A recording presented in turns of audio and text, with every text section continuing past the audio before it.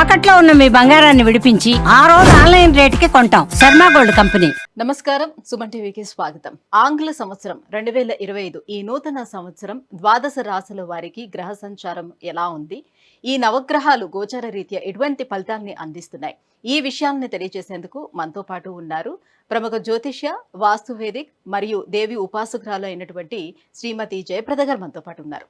అమ్మని అడిగి మరిన్ని విషయాలు తెలుసుకుందాం. నమస్కారం. నమస్తే అమ్మ. శ్రీమాత్రే నమః.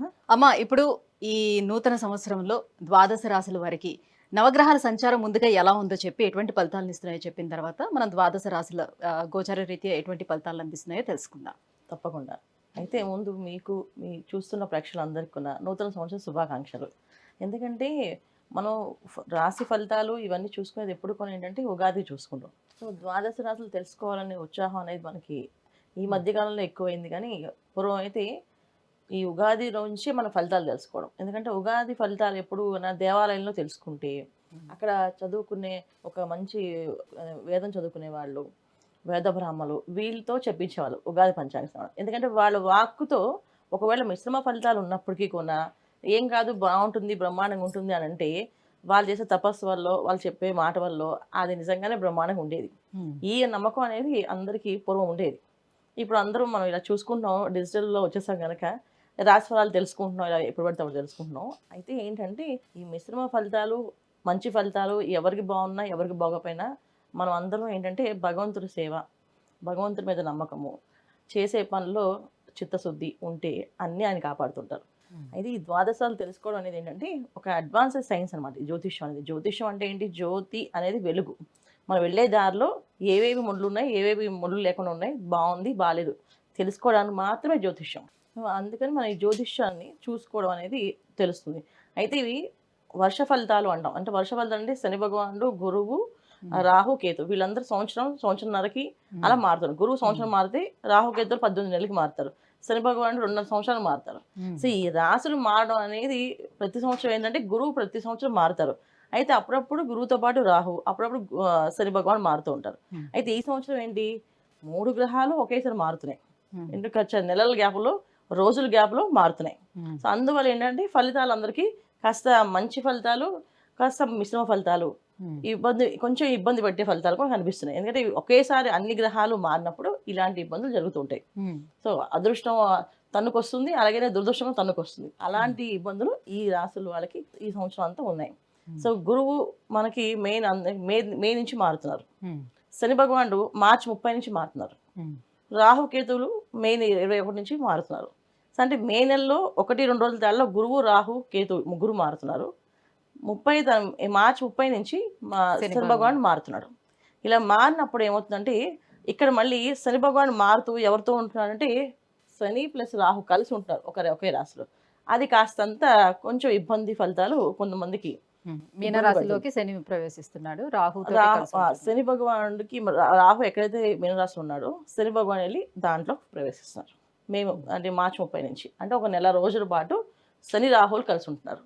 అదొక కొంచెం గోచారంలో కాస్తంత ఇబ్బంది. తర్వాత రాహు మారుతాడు, మళ్ళీ కుంభంలోకి వెళ్తాడు. ఒక నెల రోజులే, మే రోజు రాహు మారుతున్నాడు, మార్చిలో శని భగవాన్ మారుతున్నాడు.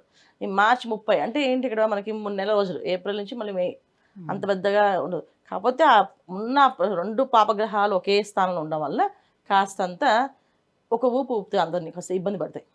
కొంతమందిని కష్టపడితే కొంతమందిని మంచి రంగంలోకి లాక్కి వెళ్తాయి. ఇలాంటి సిచ్యువేషన్ జరుగుతుంటే వాళ్ళ జాతకంలో వాళ్ళ జాతక చక్రంలో దశ అంతర్దశలు యోగిస్తున్నాయి అంటే ఇవి 2 కలవడం వల్ల మంచి ఫలితాలు, యోగించట్లేదు ఈ 2 కలవడం వల్ల చెడు ఫలితాలు ఇవి కనిపిస్తున్నాయి అన్నమాట. అది సో మనం చూసుకోవాల్సింది ఏంటంటే ఏ రాశి వాళ్ళు ఏం పరిహారాలు చేసుకోవాలో తెలుసుకుందాం. అమ్మ, వృషభ రాశి వారికి 2025 సంవత్సరం రాహుకేతువులు, గురు, శని ఏ స్థానాల్లో ఉన్నారు, ఎలాంటి ఫలితాలను ఇస్తున్నారు? తప్పకుండా. సో వృషభ రాశి వాళ్ళకి ఈ సంవత్సరం మంచి ఫలితాలే కనిపిస్తున్నాయి. ఎందుకంటే దశమ స్థానంలో శని భగవానుడు, తర్వాత 30 నుంచి ఆయన మళ్ళీ లాభస్థానంలోకి వెళ్తున్నారు. సో అందువల్ల ఏంటంటే వీళ్ళకి లాభంలో కనిపిస్తుంది, అన్ని విషయాల్లో బాగుంది. గత సంవత్సరం పోల్చుకుంటే ఈ సంవత్సరం వృషభ రాశి వాళ్ళకి మంచి ఫలితాలు వస్తున్నాయి. అంటే గత సంవత్సరం గురువు వృషభ రాశిలో ఉంటే గురువు ఉన్న రాశిలో ఎప్పుడైనా సరే ఏమవుతుంది అంటే ఒక పెద్ద మనిషి ఇంట్లో ఉంటే ఒక బాధ్యతగా ఉంటాం అంతే. అంతేగాని ఆయన మొత్తం ఆదాయాలను కానీ మార్గాలను కానీ తర్వాత ఉద్యోగ అవకాశాలు కానీ అవన్నీ ఏం చూపించడు. ఇంటికి ధైర్యంగా ఉండడానికి ఆయన ఉన్నాడు అంతే. సో ఇంట్లో మన మనిషి ఉంటే మనకు ధైర్యంగా ఉంటాం కదా, అలా ఆ ధైర్యం మాత్రం ఉంటుంది. కానీ ఎప్పుడైతే వృషభ రాశి నుంచి గురువు మిథున రాశిలోకి వెళ్తారో అప్పటి నుంచి వీళ్ళకి మంచి శుభ ఫలితాలు, అంటే మే నుంచి బ్రహ్మాండమైన ఫలితాలు కనిపిస్తున్నాయి. ఆర్థిక అభివృద్ధి, ఉద్యోగంలో లాభాలు, ప్రమోషన్లు, తర్వాత వ్యాపార అభివృద్ధి, వ్యాపారం పెట్టుకున్న వాళ్ళు అలా అలా నడిచే వ్యాపారం కూడా ఒకేసారిగా పైకి లేచే అవసరం, ఎక్స్పెండ్ అయ్యే అవకాశం ఉంది. మార్పు స్థలాలు మార్పు అనేది ఉంది. అంటే ఇక్కడి నుంచి తీసి వ్యాపారం ఇంకో చోట పెట్టే అవకాశం ఉంది. ఇవన్నీ కూడా ఏంటంటే వీళ్ళకి జనవరి నుంచి ప్రారంభమై మళ్ళీ మే నుంచి కూడా ఇంకా బ్రహ్మాండంగా ఉంటాయి. అంటే జనవరి నుంచి కాస్తంత స్లోగా మార్పు వస్తూ మే నుంచి బ్రహ్మాండంగా యోగిస్తాయి. ఇంత బ్రహ్మాండంగా వృషభ రాశి వాళ్ళకి రెండు బాగానే ఉన్నాయి. గురువు అన్ని ఇచ్చేవాడు, గురువు బాగున్నాడు, శని బాగున్నాడు. శని భగవాన్ బాగున్నాడు. వృషభ రాశికి యోగకారకుడు కదా శని భగవాన్, ఖచ్చితంగా ఆయన ఇస్తాడు మంచి ఫలితాలు. ఆ ఇచ్చేవన్నీ కొన్ని చాలా స్ట్రాంగ్ అయిన ఫలితాలు ఇస్తాడు. తర్వాత ఎవరైతే గురువు మారుతాడో ఆ కుటుంబ సభ్యులు అందరూ కూడా వీళ్ళ అపార్థం ఇప్పటిదాకా ఏంటంటే వీళ్ళ అపార్థం చేసుకున్న వాళ్ళందరూ కూడా అపార్థాలు తొలగి వీళ్ళతో సన్నిహితంగా ఉండడం, మళ్ళీ మునుపు ఎలా ఉండేవాళ్ళు అంత ఆనందంగా సంతోషంగా అంతకన్నా బాగుండడం అనేది జరుగుతుంటుంది ఈ సంవత్సరం అంతా. సో వృషభ రాశి వాళ్ళకి ఎలా చూసుకున్నా విద్యార్థులకు కానీ, ఉద్యోగస్తులకు కానీ, వ్యాపారస్తులకు కానీ, వివాహం చేసుకోవాలనుకునే వాళ్ళకి కానీ, వివాహం అయిన వాళ్ళకి సంతాన భాగ్యం కానీ, ఇవన్నీ కూడా అందరికీ యోగిస్తున్నాయి. అంటే అందరికీ లాభాలు వచ్చే అవకాశం ఏదో ఉందంటే ఈ సంవత్సరం వీళ్ళకి 2025 మంచి ఫలితాలు, శుభ ఫలితాలు చెప్పుకోవచ్చు వృషభ రాశి వాళ్ళకి. అయినప్పటికీ కాస్త ఏంటంటే కాస్త ఆరోగ్యం మీద కాస్తంత ఇబ్బంది ఉంది. రాహుకేతువులు మార్పు ఒకటి. తర్వాత ఏంటంటే ఆరోగ్య విషయం ఏంటంటే కేతు చతుర్థ స్థానంలో అనేది కాస్తంత ఏంటంటే ఇంట్లో జరిగే ఆహారం అనేది మార్పు అనేది జరుగుతుంది. ఆహార విషయంలో మార్పులు జరుగుతుంటాయి. వండే ఆహారాలు మార్పు.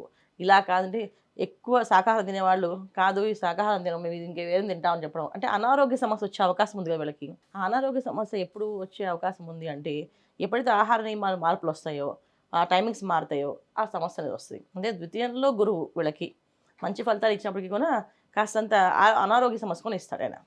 సో ఆరోగ్య విషయంలో కాస్త గ్యాస్ట్రిక్ సంబంధించిన ఇబ్బందులు, వెన్నుకు సంబంధించిన ఇబ్బందులు ఇవి కూడా వచ్చే అవకాశం ఈ వృషభ రాశి వాళ్ళకి ఉంది. సో వీళ్ళ ఆహార విషయంలో చాలా జాగ్రత్తగా నియమాలు తీసుకుంటే బ్రహ్మాండంగా బాగుంటుంది. అమ్మ వృషభ రాశి వారు మరి ఎటువంటి పరిహారాలని పాటించుకోవాలి?